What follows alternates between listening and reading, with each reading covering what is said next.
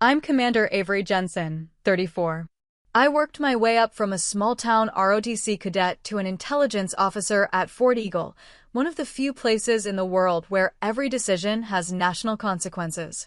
For years, I carried my family, especially my sister Natalie, covering her debts, finding her jobs, believing that loyalty meant never saying no. But after I invited her onto base to show her around, the classified files she'd seen were on the news 3 days later. That's when I learned she'd sold them. Have you ever been betrayed by someone you'd have risked everything for? If so, tell me your story in the comments. You're not alone. Before I explain what happened, let me know where you're watching from. And if you've ever had to stand up for yourself after someone crossed a line, hit that like button and subscribe for more true stories about setting boundaries and reclaiming your worth. Because what happened next changed everything. I grew up believing that family meant showing up. Not just for birthdays or graduations, but for the messy parts too, the late-night calls about overdrafts, the broken leases, the apologies that never quite landed. My sister Natalie and I learned early on who we were supposed to be. She was the one with the smile that could charm teachers into extensions and parents into second chances. I was the one who made sure the bills got paid. Our childhood in suburban North Carolina looked normal from the outside. Two-story colonial, basketball hoop in the driveway, golden retriever named Scout. But inside, there was an unspoken division of labor. Natalie provided the entertainment, drama club performances, debate team victories, stories that made our parents laugh at dinner. I provided the stability, homework finished on time, younger cousins babysat without complaint, college applications submitted 3 months early. Mom and Dad loved us both, I think. But they needed me. They adored her. When Natalie's first startup collapsed, some app that promised to revolutionize pet grooming appointments, I covered her credit card debt. $7,200, charged to my Navy Federal account without hesitation.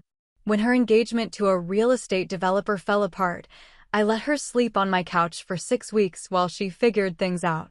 When she needed a reference for a security-adjacent admin job at a logistics company, I called in a favor from a former academy classmate. I told myself this was what sisters did. That loyalty meant being the net underneath someone else's tightrope walk. By the time I made commander, I'd been at Fort Eagle for 3 years. It's not the kind of installation you see on recruiting posters. No aircraft carriers, no parade grounds. Just a cluster of reinforced buildings on the North Carolina coast where intelligence officers like me spend our days analyzing data streams and threat assessments that most Americans will never know exist. I specialized in drone reconnaissance programs, the kind of work that requires clearance levels most people don't have names for.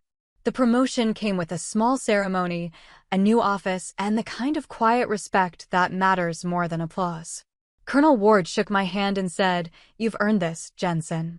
Don't let it go to your head." I wasn't worried about that. I'd never been the type to coast. When I called Natalie to share the news, she sounded genuinely happy for me. "Commander Jensen," she said, drawing out the syllables.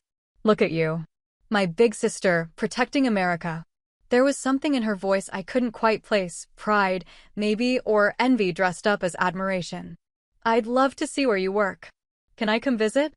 I should have said no. Should have suggested we meet in Wilmington instead, grab dinner at that seafood place she liked, keep work and family in separate compartments where they belonged. But I was proud. I wanted her to see what I'd built, the respect I'd earned through discipline rather than charm. "Sure," I said. "I'll show you around."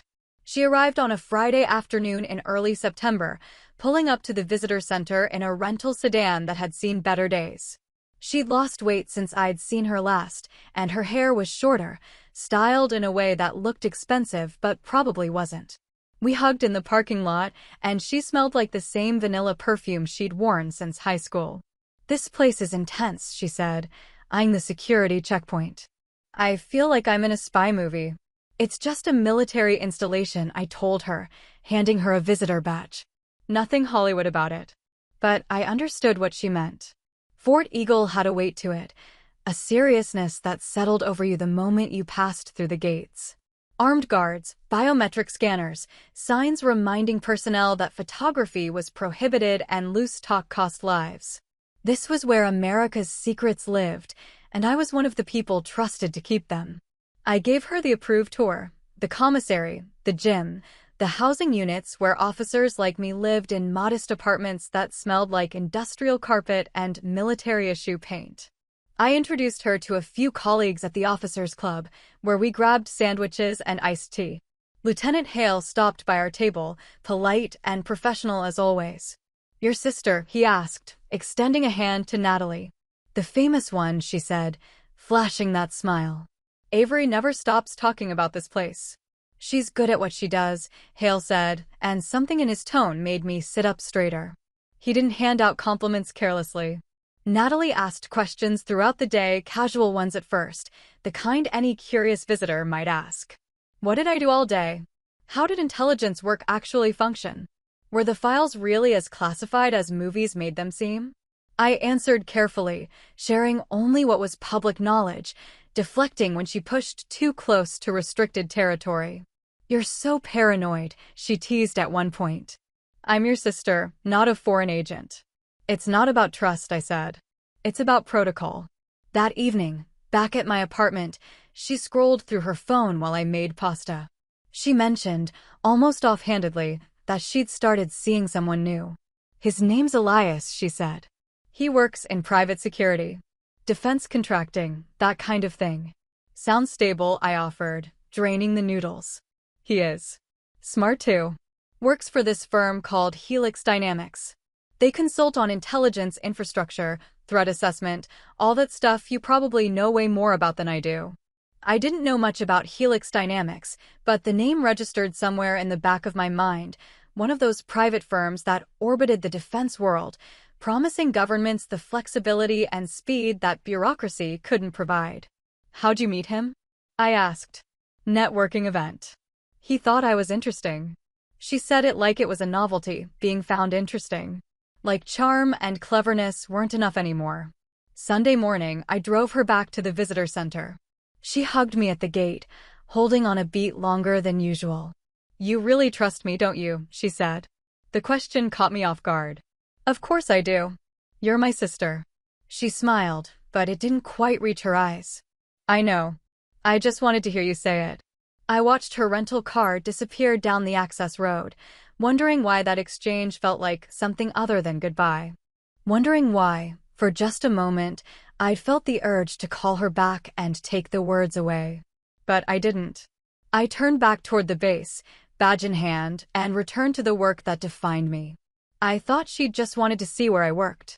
I didn't realize she wanted to see how I worked. The weekend passed without incident. I wrote up a routine assessment on emerging drone countermeasures, attended a Monday briefing on regional threat patterns, and approved requisition forms for updated encryption software. Normal work. The kind of steady, unglamorous labor that keeps intelligence operations functional. Natalie texted me Tuesday morning, "Thanks again for the tour. Felt like a VIP." Elias was jealous. He's never gotten past the visitor center at places like that. I replied with a thumbs-up emoji and moved on. But the comment stuck with me longer than it should have. Why would a defense contractor be jealous of a casual base tour? People in his field visited secure facilities regularly. It was part of the job. I told myself I was overthinking it. Natalie had always been prone to exaggeration, turning minor moments into dramatic stories. It was part of her charm, and part of what made her unreliable. Wednesday brought another text. Random question, what are those files even worth? Like if someone wanted to sell classified intel, what's the going rate? Asking for a friend, LOL. I stared at my phone for a long moment before typing back, "That's not funny, Nat. Relax. Just curious." Elias mentioned something about it at dinner. Corporate espionage stuff. Corporate espionage and classified intelligence aren't the same thing. Okay. Didn't mean to touch a nerve. Miss you already. I should have called her. Should have asked what prompted the question, why Elias was discussing espionage over dinner, why she thought any of this was appropriate conversation. But I was busy, and she was Natalie, boundary challenged, impulsive, always saying things just to get a reaction. I let it go. Thursday afternoon, Lieutenant Hale stopped by my office with coffee and a question. Your sister, she work in defense? Not really. Admin stuff, logistics. Why? He shrugged, setting the coffee on my desk. Just got a weird vibe from her at lunch. Kept asking about file security protocols. Figured maybe she was in the field. She's curious about everything, I said. Always has been. Fair enough. He didn't push it, but I could see the calculation behind his eyes. Hale was good at reading people, at noticing the small inconsistencies that others missed. It was what made him valuable in the field. After he left, I pulled up Helix Dynamics on my work terminal. The website was sleek and vague, corporate speak about integrated defense solutions and next-generation intelligence infrastructure. The leadership page showed a CEO with a background in private equity and a CTO who'd worked at the NSA before going private. Elias Rourke's name appeared in the Strategic Partnerships section, his photo showing a man in his late 30s with the kind of smile that looked practiced. I told myself I was being paranoid. That Natalie's new boyfriend working in adjacent fields didn't mean anything sinister. That her questions were thoughtless rather than calculated. But something felt wrong. A tightness in my chest that I couldn't explain, the same instinct that had kept me alive during field assessments in less stable regions. That evening, Natalie called. Not texted, called, which was unusual. She sounded bright, almost manic. Hey, so I was thinking, you ever consider going private? The money's insane. Elias says people with your clearance level could make triple what the military pays. I'm not interested in leaving, I said. Not even hypothetically? Come on, you've given them years. Don't you want to actually get paid what you're worth? I get paid fine, Nat. Fine isn't great. Fine is settling. She paused. Elias could probably get you an interview. No pressure, just exploring options. I don't need Elias's help with my career. The line went quiet for a beat. When she spoke again, her voice had cooled. Right. Of course not. Commander Jensen doesn't need anyone's help. That's not what I meant. Sure it isn't. Look, I'm just trying to help. You've always been there for me, figured I'd return the favor. I appreciate that. But I'm happy where I am. Okay, your call. Another pause. You showed me those redacted files last weekend. The drone project ones. Those were pretty fascinating. My stomach dropped. Natalie, I showed you the cover pages. Redacted examples for context. Nothing more. I know. I'm just saying the stuff you work on actually matters.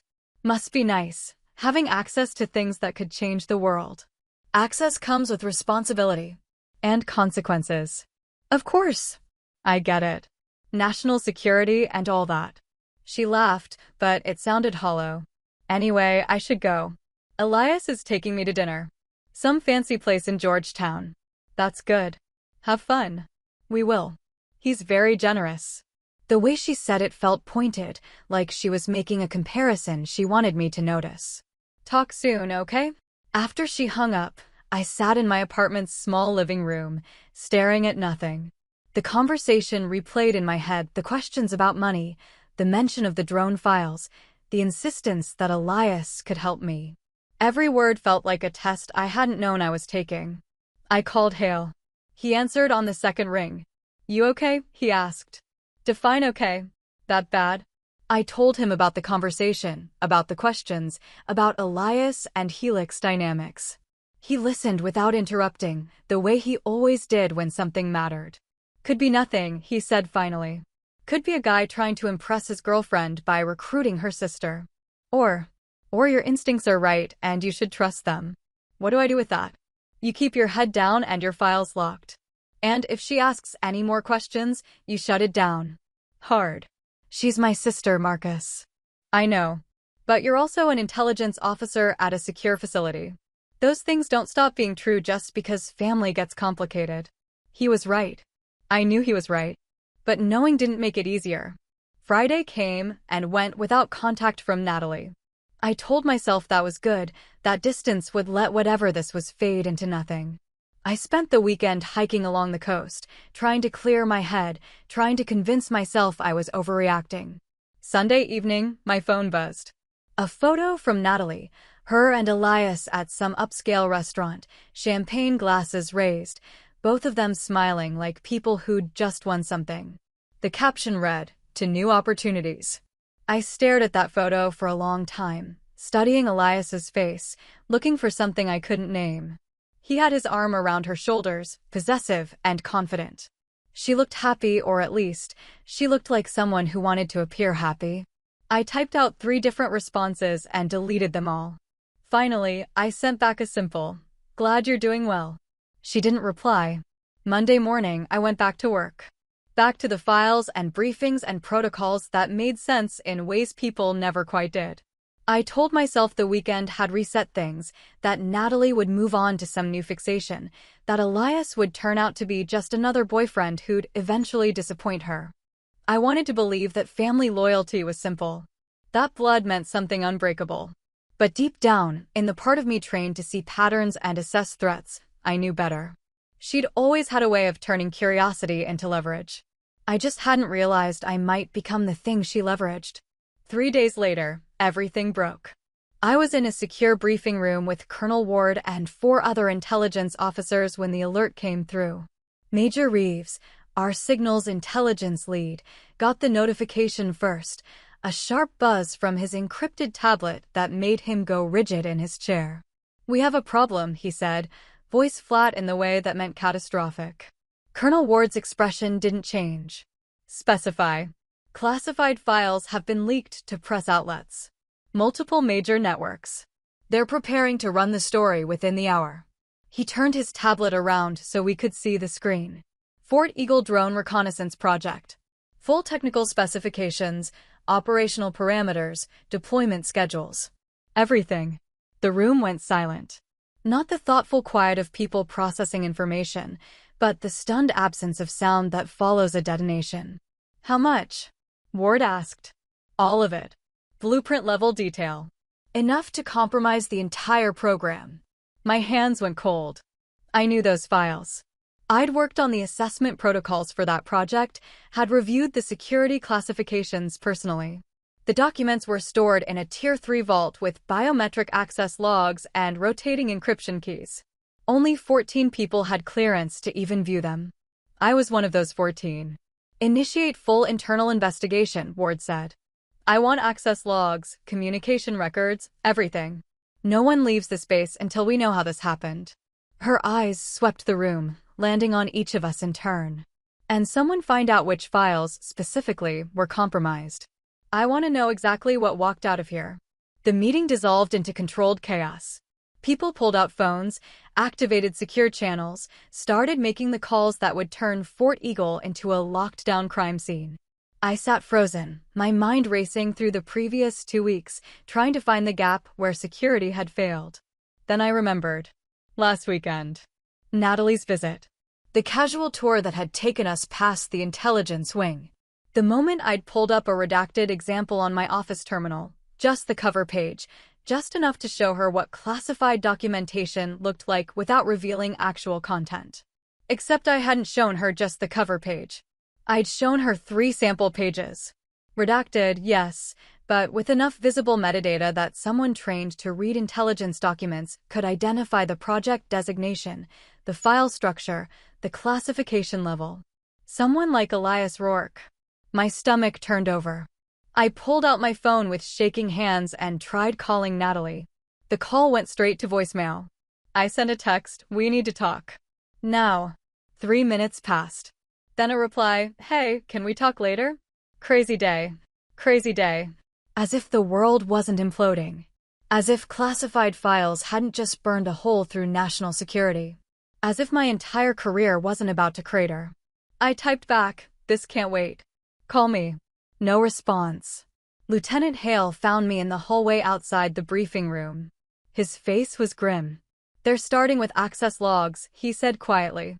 "Anyone who viewed those files in the past month." "I know. Avery, your name's going to come up." "I know that too. Did you know?" The word came out harder than I intended. I didn't leak anything. But I showed Natalie some redacted samples when she visited. Just examples, nothing classified. But enough that someone could identify the file structure. Hale's jaw tightened. You need to report that. Now. Before they find it in the logs and it looks like you're hiding it. He was right. I knew he was right. But reporting it meant confirming suspicion, putting myself at the center of an investigation that could end my career even if I was innocent. It meant admitting that I'd been careless, that I'd let family compromise judgment, that I'd violated the fundamental principle of intelligence work: trust no one completely. She wouldn't do this, I said, hearing how weak it sounded. She's my sister. Avery. Hale's voice was gentle, which somehow made it worse. You know better than that. I did. I'd spent years learning to read people, to spot the gaps between what they said and what they meant, to recognize manipulation even when it wore a familiar face. I just never applied those skills to Natalie. Never wanted to. By 4 o'clock, my security clearance was frozen. By 5, Internal Affairs had seized my computer, my phone, my access credentials.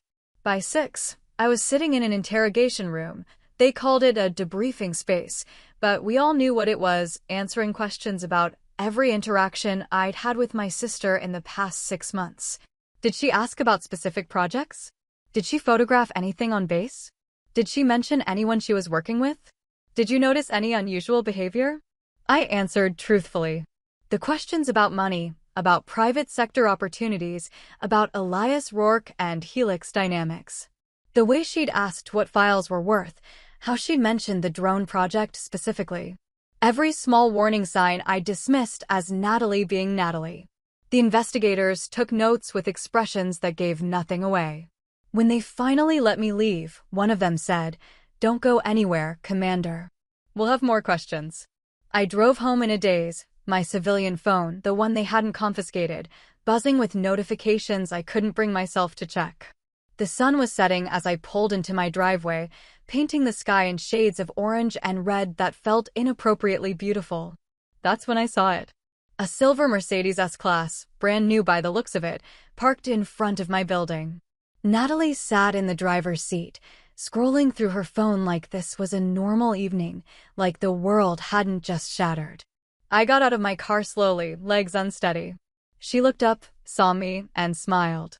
Not the performative smile she used for strangers, but the genuine one, the one that said she'd won something and wanted me to know it. She stepped out of the Mercedes, running her hand along the hood like it was a prize she'd earned. "What do you think?" she asked. Elias surprised me. Said I deserved something nice. I felt my stomach turn, that sick, falling sensation of understanding arriving too late. The expensive dinner. The new car. The opportunities she'd toasted to on Sunday. This wasn't a gift. It was a payoff. "Natalie," I said, my voice barely above a whisper. "What did you do?" She tilted her head, still smiling, and for a moment I saw a stranger wearing my sister's face. Someone who'd calculated the value of family and found it wanting. Someone who'd traded secrets for luxury and convinced herself it was worth it. "I did what you never had the guts to do," she said. "I made something of myself." I'd seen that look before, the one she wore whenever she thought she'd finally won. Except this time, we'd both lost. I didn't open the door when she knocked. Didn't answer when she called my name through the window. I stood in my darkened living room and watched through the blinds as she waited on my doorstep, confusion slowly hardening into anger. After 20 minutes, she gave up. The Mercedes pulled away, brake lights flaring red in the dusk, and I was alone with the truth I'd spent 3 days trying to outrun. My sister had sold classified intelligence. Had used my trust as a weapon. Had smiled at me while planning the betrayal that would end my career, compromise national security, and burn down everything I'd built. And I'd let her in. By morning, Fort Eagle looked like a different installation. Armed guards at every checkpoint, restricted access zones expanded, personnel moving with the tight, controlled tension of people under siege. I arrived for my suspension hearing to find Lieutenant Hale waiting in the parking lot. "They're treating you as compromised until proven otherwise," he said without preamble. "Standard protocol for this kind of breach." "I know the protocol, Marcus. I know you do. I'm just saying, don't make it personal. They're not attacking you. They're protecting the mission." But it was personal. Every suspicious glance, every redacted briefing I was suddenly excluded from, every colleague who found urgent business elsewhere when I walked into a room. I'd spent a decade earning their trust, proving my reliability, demonstrating that Commander Avery Jensen could be counted on when it mattered. Now I was the security risk, the compromised asset, the officer whose judgment had failed when family came calling. The hearing lasted 4 hours. Colonel Ward presided with her characteristic efficiency, asking questions that felt like surgical instruments, precise, sharp, designed to expose what was hidden. You showed your sister classified file structure. Redacted examples only. No operational content. But enough for someone trained in intelligence work to identify the project. In retrospect, yes. Did you know her boyfriend worked for a private defense contractor?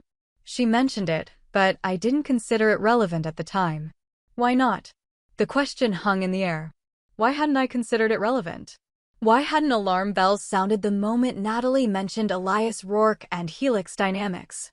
Why had I suspended every professional instinct I'd developed over years of training? Because she was my sister. Because I'd wanted to believe family meant something more than leverage. I made an error in judgment, I said finally.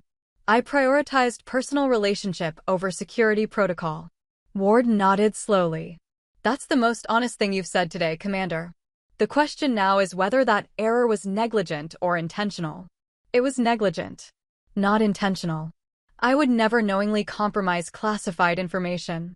But you did compromise it. Knowingly or not, the files are public. The damage is done. She leaned back in her chair. Internal Affairs has traced the leak to a device registered to Natalie Jensen. Files were encrypted and routed through Helix Dynamics' secure network before being distributed to media outlets. Your sister's fingerprints are all over this, Commander. And so are yours. The words hit like physical blows. I'd known, intellectually, that Natalie was involved. But hearing it confirmed, hearing that my blood, my family, had done this deliberately, made it real in a way nothing else had. What happens now? I asked. That depends on you. Ward pushed a document across the table. We need a formal statement confirming the file's origin and your interaction with your sister. We need you to cooperate fully with the investigation. And we need you to understand that protecting your sister and protecting your country are mutually exclusive options at this point. I stared at the affidavit. Black ink on white paper, waiting for my signature. Waiting for me to confirm that Natalie Jensen had used family access to commit espionage. If I sign this, she'll be arrested. If you don't sign it, the investigation stalls and we can't build a case. Meanwhile, you remain under suspension indefinitely. Your clearance stays frozen. Your career ends not with termination, but with permanent limbo. That's not a choice. No, Ward agreed. It's a consequence. You can protect your sister or protect your country. You can't do both. My phone, the civilian one I'd been allowed to keep, buzzed in my pocket. I ignored it. It buzzed again. And again. You can check that, Ward said. I pulled out the phone. 7 messages from Natalie, each escalating in anger. Can't believe you're not answering. You're really going to ice me out over this? I did what I had to do. You'd understand if you ever took a risk in your life. Elias says you're just jealous that I finally made something happen. Mom and Dad agree this is between me and the government. Not between us. You'd really throw me under the bus? After everything I've been through. You were supposed to protect me. I read them twice, feeling something cold and final settle into place.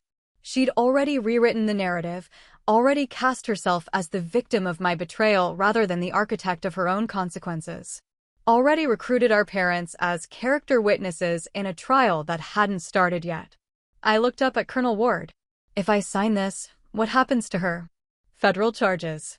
Espionage carries serious penalties. How serious? 10 years minimum. Possibly more, depending on damage assessment. 10 years. My sister, the charming one, the rule breaker who'd always slipped through consequences with a smile and an apology, facing a decade in federal prison. I thought about all the times I'd bailed her out. The credit card debt, the failed business ventures, the broken relationships I'd helped her escape. The pattern of rescue and relapse that had defined our relationship for as long as I could remember. Enabling. That's what the pattern was called. Not love. Not loyalty. Enabling. I picked up the pen. Commander Jensen, Ward said quietly. You understand what you're doing? Yes, ma'am. I'm letting the consequences happen this time. I signed the affidavit. My handwriting looked strange on the page, too steady for what I was feeling, too controlled for the grief and rage churning underneath. When I looked up, Ward's expression had softened slightly. Not with sympathy exactly. With recognition. That took courage, she said. It took too long, I replied. My phone exploded with notifications as I left the building. Natalie, realizing something had shifted, escalating from anger to panic. What did you do? Avery, please, we can fix this. You can't let them arrest me. I'm your sister. Then, finally, from my mother, Avery, your father, and I need you to stop whatever you're doing. Natalie made a mistake, but she's family. You don't destroy family over a mistake. Call us immediately. I turned off my phone. That evening, I watched from my window as federal agents arrived at Natalie's apartment building. Watched as she was escorted out in handcuffs, her face a mask of shock and fury. Watched as cameras flashed, capturing the moment for tomorrow's news cycle. She looked up once, scanning the growing crowd. Looking for me, maybe? Looking for rescue. I stayed behind the blinds. Silent. Still. For years, I'd cleaned up her messes. This time, I let the consequences do it for me. The media coverage started within hours. By morning, Natalie's arrest was national news, not because she mattered, but because espionage made for compelling television. The headlines wrote themselves. Defense contractor employee arrested in intelligence leak. Sister of military officer charged with espionage. Fort Eagle breach exposes security vulnerabilities. My name wasn't mentioned in the initial reports, protected by military privacy protocols. But it wouldn't stay hidden long. Someone would connect the dots, identify the unnamed intelligence officer, turn my career into a footnote in Natalie's story. I stopped watching the news after the third network ran the same footage, Natalie in handcuffs, her carefully styled hair falling across her face, her expression cycling through shock and defiance, and something that looked almost like betrayal. As if I'd betrayed her by refusing to be complicit. My parents called 6 times before I finally answered. Avery, what have you done? My mother's voice trembled with that particular tone she used when disappointed, wounded rather than angry, designed to trigger guilt rather than defensiveness. I signed a statement confirming what happened. That's all. That's all? Your sister is sitting in a federal detention center because of you. She's sitting there because she committed espionage, Mom. Because she sold classified intelligence for money. She made a mistake. People make mistakes. You don't send family to prison over mistakes. I closed my eyes, trying to find patience I didn't have. This wasn't a mistake. It was calculated. Planned. She used me deliberately. She's struggling, Avery. The startup failed, the engagement ended. She needed to feel like she mattered. Can't you understand that? I understand it perfectly. I just don't accept it as justification. My father took the phone. His voice carried the weight of exhaustion, the sound of a man who'd spent decades mediating between his daughters and had finally run out of middle ground. Your mother and I are asking you to reconsider your statement, he said. Natalie's lawyer thinks if you claim the files weren't actually classified, or that you gave her permission to photograph them, the charges might be reduced. You're asking me to commit perjury. We're asking you to help your sister. By lying to federal investigators? By compromising my own integrity? By pretending she didn't do exactly what she did. Silence on the other end. Then my mother again, her voice breaking. She's your sister, Avery. Doesn't that mean anything to you? It meant everything. Until she traded it for a Mercedes.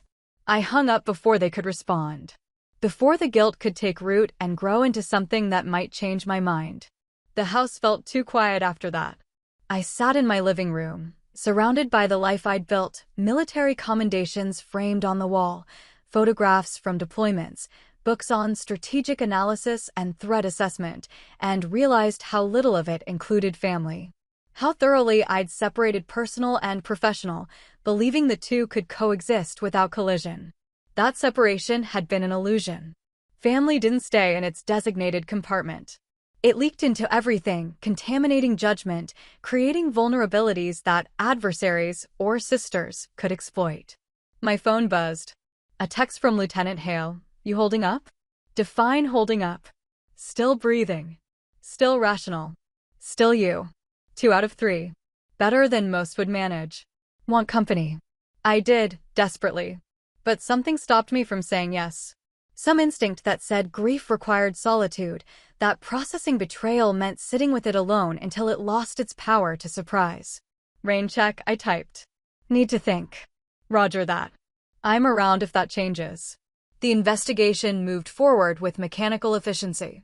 Federal agents interviewed everyone Natalie had contacted in the past 6 months, building a timeline of recruitment and cultivation that painted Elias Rourke as the architect and Natalie as the willing accomplice. Helix Dynamics denied all involvement, claiming Rourke had acted independently, outside company knowledge or authorization. Convenient.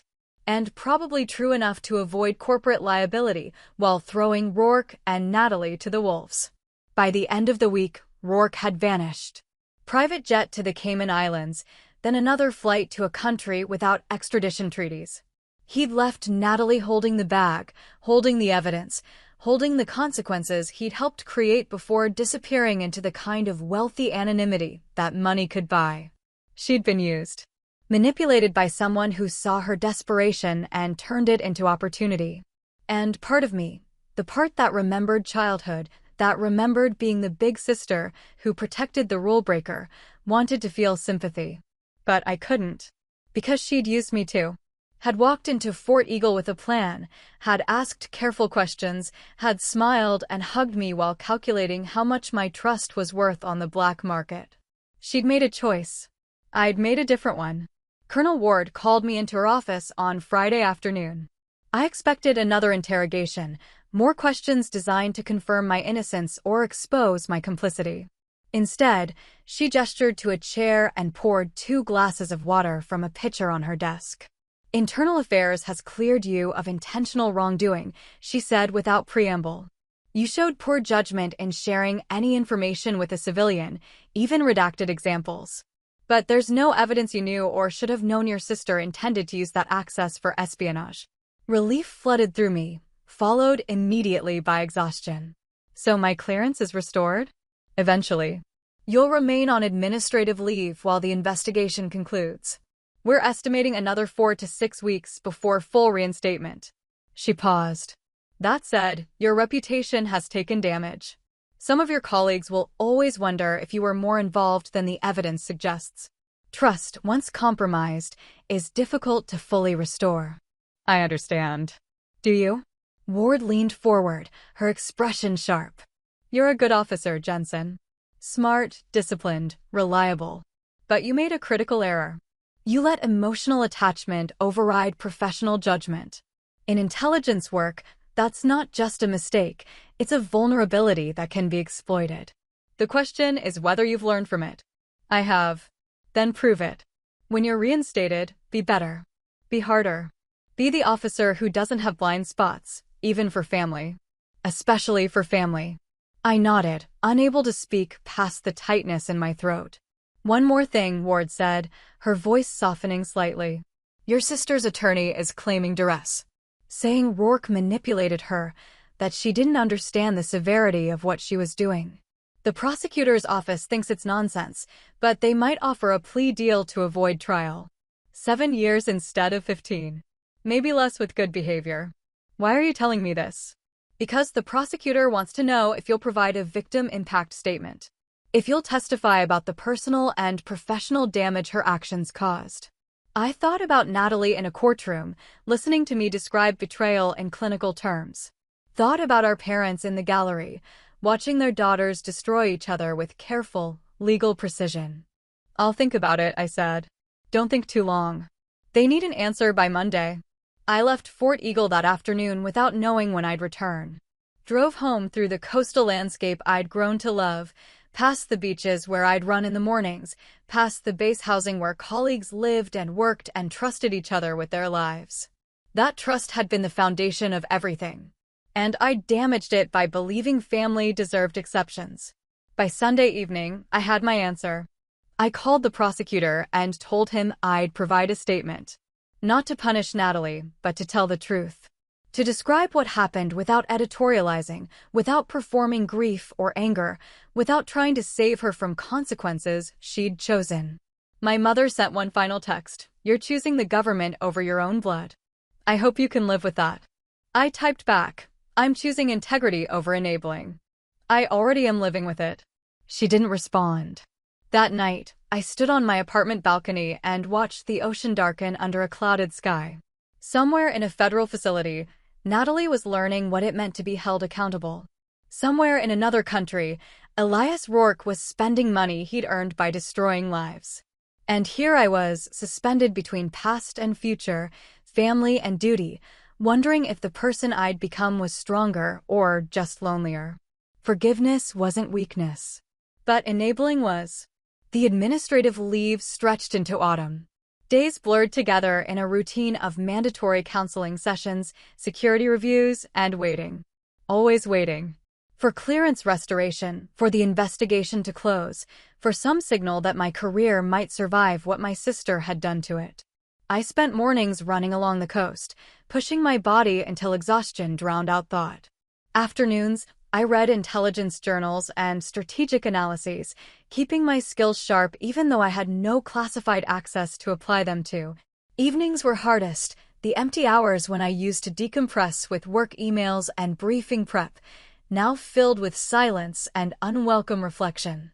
Lieutenant Hale checked in twice a week, always casual, never intrusive. Coffee runs that turned into hour-long conversations about everything except what mattered. Movies recommended and discussed. A standing invitation to join his weekly basketball game, which I declined 4 times before finally accepting. You're getting faster, he said after I stole the ball from him for the 3rd time. Anger makes good fuel. So does isolation. But one's sustainable and the other isn't. I didn't ask which was which. Fort Eagle continued without me. Briefings happened, assessments were written. The machinery of intelligence work turned smoothly despite my absence. It was humbling and clarifying, the reminder that I was replaceable, that institutional mission mattered more than individual contribution. But it also hurt. Every notification about meetings I couldn't attend, every email thread I was excluded from, every casual mention of projects I'd helped develop but could no longer touch. I'd defined myself by this work for so long that suspension felt like erasure. In late October, the prosecutor's office sent me a draft of the plea agreement they'd offered Natalie. 7 years in federal prison, reduced to 5 with good behavior, in exchange for full cooperation and allocation of responsibility. No trial, no media circus, no public testimony that would drag my name through additional scrutiny. She was going to accept it. Her attorney included a note saying she'd requested that I not be present at the plea hearing, that my presence would cause her additional emotional distress. I laughed when I read that. A bitter, hollow sound that surprised me with its ugliness. She'd committed espionage, compromised national security, destroyed my professional reputation, and fractured our family. But my presence at her sentencing would cause her distress. The plea hearing happened on a gray November morning. I didn't attend, but I watched the news coverage that evening, brief footage of Natalie entering the courthouse, thinner than I'd ever seen her, dressed in a dark suit that looked borrowed. She kept her eyes down, avoiding cameras, avoiding the questions shouted by reporters. The judge accepted the plea. 5 years minimum. Eligible for release in 2029 if she maintained good behavior. My phone stayed silent. No calls from my parents, no messages from Natalie, no acknowledgement that this milestone had occurred. We'd become strangers navigating separate consequences of the same betrayal. By December, the investigation concluded. Internal Affairs issued a final report noting my serious lapse in judgment, but clearing me of intentional wrongdoing or security violations beyond the initial error.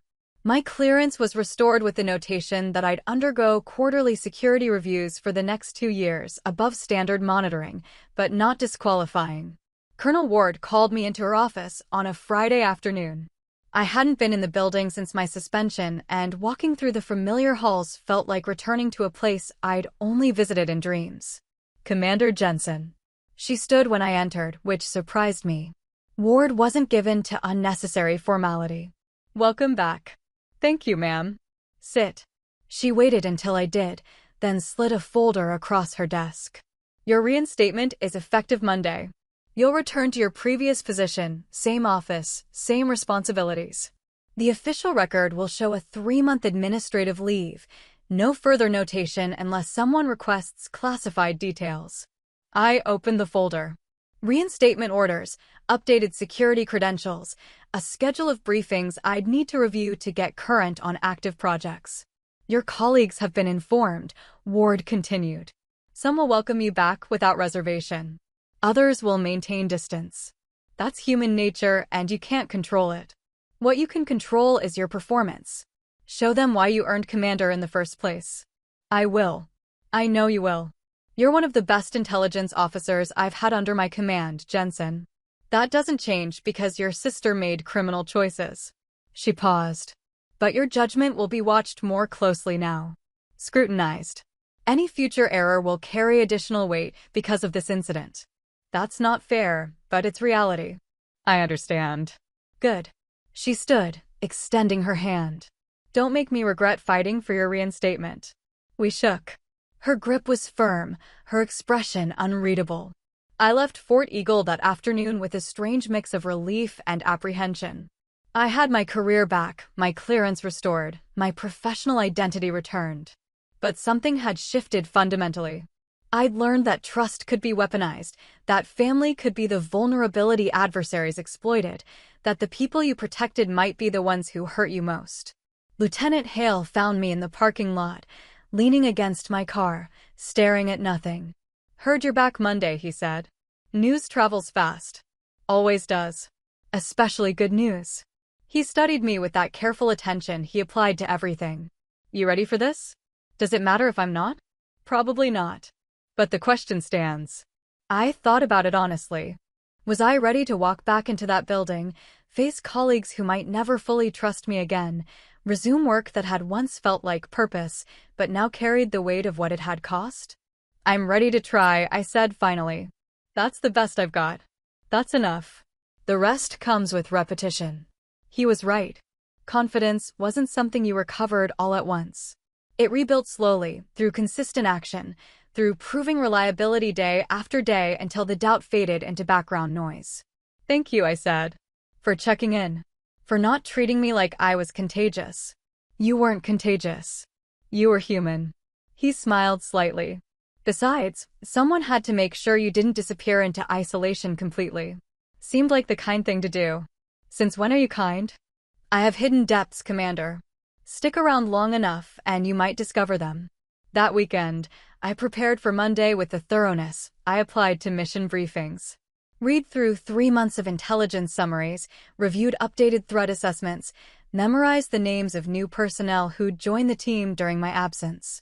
I bought new notebooks, organized my home office, laid out my uniform with the precision of someone preparing for inspection. Sunday night, I barely slept. Lay awake running through scenarios, the first moment walking into my office, the first team briefing, the first time someone avoided eye contact or cut a conversation short when I approached. I'd faced hostile interrogations and high-pressure field assessments, but this felt different. This was personal in ways that professional challenges never were. Monday morning arrived cold and clear. I dressed carefully, checked my appearance twice, drove to Fort Eagle with my hands steady on the wheel. The guard at the gate scanned my credentials. They cleared without issue. Welcome back, Commander Jensen, he said. 2 words. Simple acknowledgement. But they meant I was authorized again, cleared again, trusted enough to enter. I parked in my assigned spot and walked toward the intelligence building. A few colleagues passed me in the lot, some nodded, some didn't. One stopped to shake my hand and say they were glad to see me back. Small victories. I'd take them. My office looked exactly as I'd left it. Same desk, same filing cabinets, same window overlooking the eastern perimeter. Someone had watered the plant I'd forgotten about, kept it alive through my absence. Lieutenant Hale, probably. I set down my bag, powered up my computer, and started reading through the priority briefing queue. The work felt familiar, comfortable, like muscle memory returning after injury. I wasn't the same officer who'd left this building 3 months ago. That version of me had believed loyalty meant never questioning family, that trust was something you gave freely rather than earned carefully, that good intentions could compensate for poor judgment. This version knew better. Knew that boundaries mattered, that professional duty couldn't bend for personal comfort, that enabling someone's worst choices wasn't love, it was cowardice dressed up as compassion. I'd protected Natalie from consequences for years. Covered her debts, excused her failures, believed her promises to change. This time, I'd let the consequences teach her what I never could. It didn't feel like victory, but it felt like integrity. And that, I was learning, mattered more. 14 months passed before I agreed to visit her. The request came through my parents' first, carefully worded emails suggesting that Natalie wanted to see me, that she'd been doing well in the facility, that perhaps enough time had passed for conversation. I deleted the first 3 emails without responding. Replied to the 4th with a simple, "Not ready." 6 months later, Natalie wrote directly. The letter arrived at my home address, forwarded through the prison's mail system, written in the precise handwriting she'd always had. "Avery, I know I have no right to ask for your time. I know what I did. I'm not writing to make excuses or ask for forgiveness. I just want the chance to say some things face to face, if you're willing. I understand if you're not." And I kept the letter on my desk for 3 weeks. Read it occasionally, looking for manipulation or performance, finding only exhaustion and something that might have been honesty. Lieutenant Hale noticed it during one of our now regular coffee meetings at my apartment. "That from her?" he asked, nodding at the envelope. "Yeah. You going to go?" "I don't know. Part of me wants closure. Part of me thinks closure is a myth we tell ourselves to justify reopening wounds. Both can be true." He took a sip of coffee, thoughtful. "For what it's worth, I don't think you owe her anything. But I also don't think you owe yourself permanent avoidance. Sometimes the thing we're most afraid of is exactly what we need to face." When did you get philosophical? Hidden depths, remember? The depths were becoming less hidden.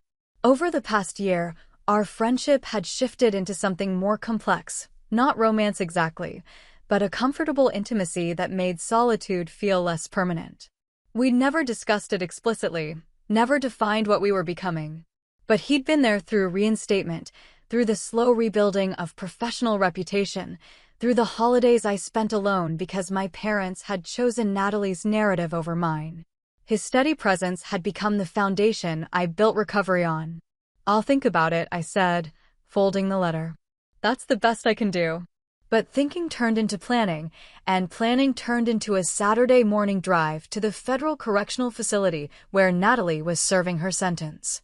The building sat gray and institutional in the Maryland countryside, surrounded by fencing and security cameras that tracked my approach. I'd been through military detention facilities before, knew the protocols and procedures, understood the psychology of incarceration. But seeing my sister's name on a visitor roster made it personal in ways that professional knowledge couldn't insulate against. They searched me thoroughly, confiscated my phone, issued a visitor badge, and led me to a room divided by reinforced glass. Not the open visiting areas shown in movies, but the kind of setup reserved for higher security inmates or restricted contact. Natalie appeared after 10 minutes. She wore prison-issue clothing that hung loose on a frame that had lost the polished confidence I remembered. Her hair was pulled back simply, no makeup, no performance. She looked tired. And smaller somehow, as if incarceration had reduced her physically in addition to everything else it had taken. We sat, picked up phones on either side of the glass. "Hi," she said. "Hi." Silence stretched between us, awkward and heavy with everything unsaid. "Thanks for coming," Natalie finally offered. "I wasn't sure you would." "I wasn't sure either." She nodded, looking down at her hands. "I wrote you a dozen letters before sending that one. Kept trying to find the right words, the thing that would make you understand. But there aren't right words for what I did. No, there aren't. I thought I could explain it. The pressure, the debt, Elias making it seem so simple and victimless. Like we were just, outsmarting a system that didn't value us properly. She looked up, eyes red but dry. But that's just more excuses, isn't it? More ways of avoiding the truth.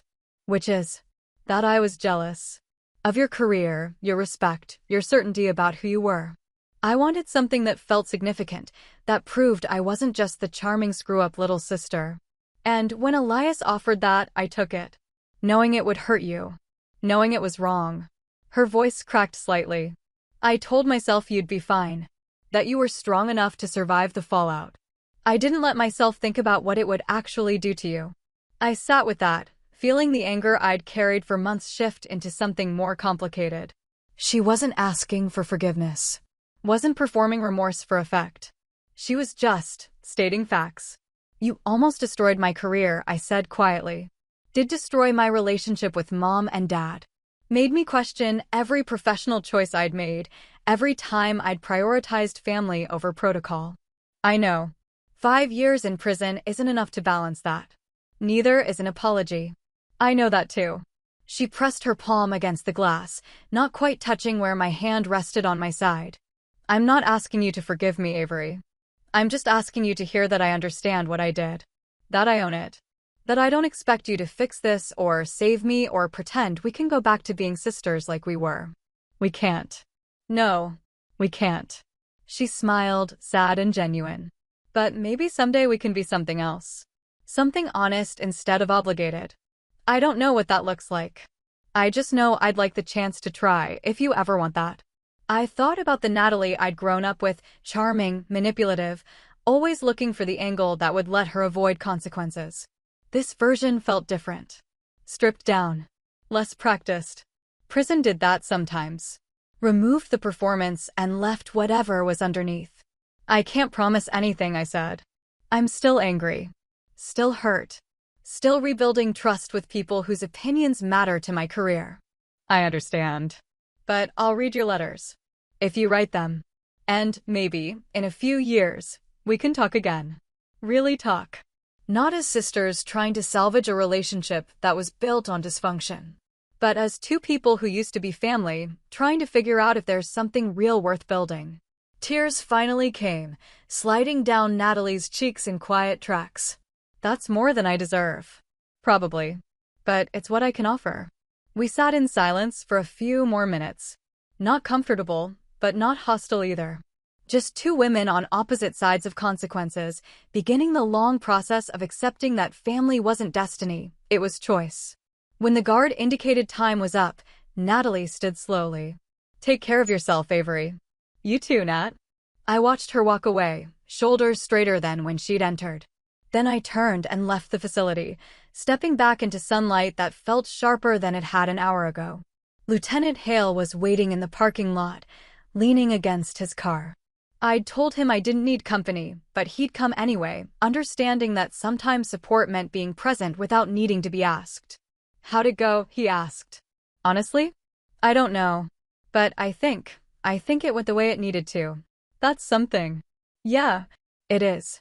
We drove back separately, but he followed me home, coming inside when I unlocked the door. We didn't talk about the visit.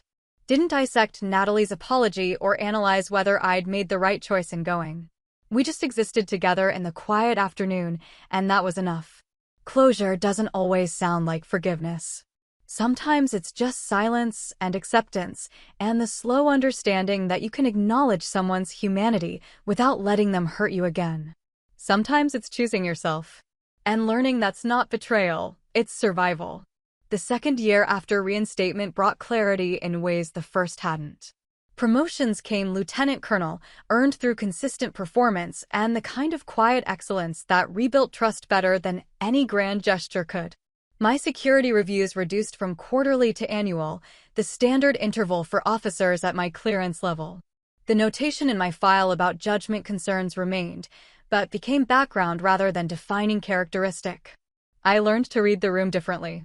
To notice when colleagues still carried reservations, when my presence shifted conversations, when certain projects were steered toward other officers because leadership wanted to avoid even the appearance of risk. It stung less over time, became data rather than rejection. Fort Eagle's rhythm became familiar again. Morning briefings, threat assessments, coordination with other intelligence branches. The work I'd always done, now sharpened by the understanding that trust was precious and easily destroyed. I double-checked everything, maintained meticulous documentation, created redundant security protocols that went beyond requirement.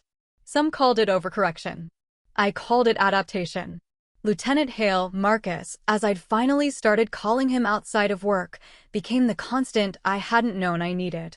Not a romance, though there were moments that suggested it could be. More a partnership built on mutual respect and the kind of understanding that doesn't require explanation. He knew when I needed company and when I needed solitude. Knew when to push and when to simply be present. "You're different than you were," he said one evening over dinner at his place. We'd fallen into a routine of cooking together on weekends, an easy domesticity that felt comfortable rather than complicated. Different how? Harder. But in a good way. Like you've figured out where your boundaries are and decided to defend them. Is that a compliment? It's an observation. Whether it's a compliment depends on whether you like who you've become. I thought about it. The old Avery would have deflected, would have turned the question back on him, or made a joke.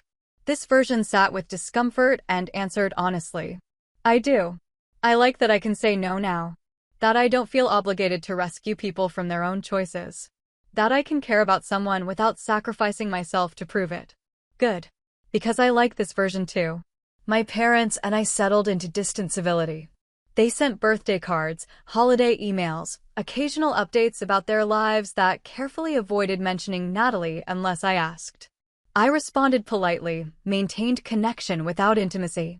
We'd never have the relationship we'd had before, that required a level of trust that betrayal had permanently fractured.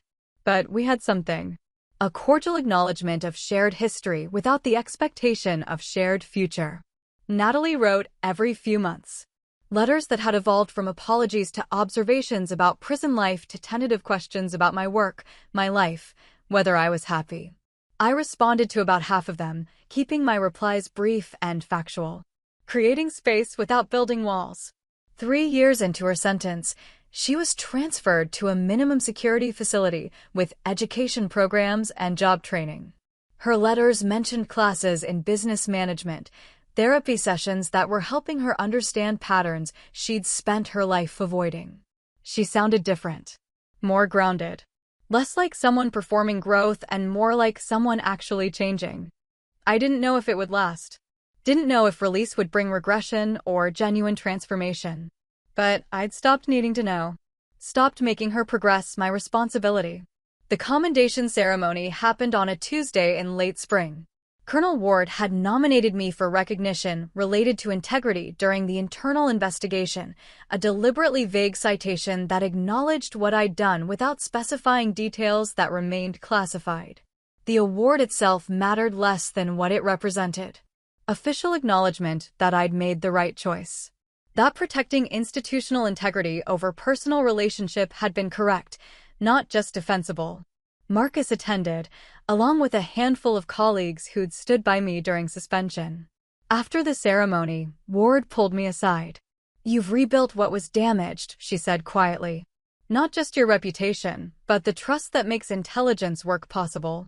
That's not easy to do." "No, ma'am. It wasn't. You're being considered for a position at the Pentagon. Strategic Intelligence Coordination. It would be a significant step up, working directly with Joint Chiefs on threat assessment and operational planning." She paused. "I'm recommending you for it. The final decision will come from above my level, but I wanted you to know you have my full support." The Pentagon. The kind of posting that defined careers, that represented the highest level of trust and responsibility. 2 years ago, it would have been impossible. Now it was possible again. "Thank you, Colonel. That means a lot." "You earned it, Jensen. Remember that when you're sitting in those meetings with generals and politicians. You earned your place at that table." That evening, I stood on the Fort Eagle observation deck, watching the sun set over the Atlantic. The same deck I'd stood on countless times over the years, processing stress and celebrating victories, and trying to make sense of work that rarely offered clear answers. Marcus found me there, 2 cups of coffee in hand. "Pentagon, huh?" he said, handing me one. "Maybe. Nothing's confirmed. It will be. You're ready for it. Am I? I turned to face him. 3 years ago, I made a decision that destroyed my family and almost ended my career.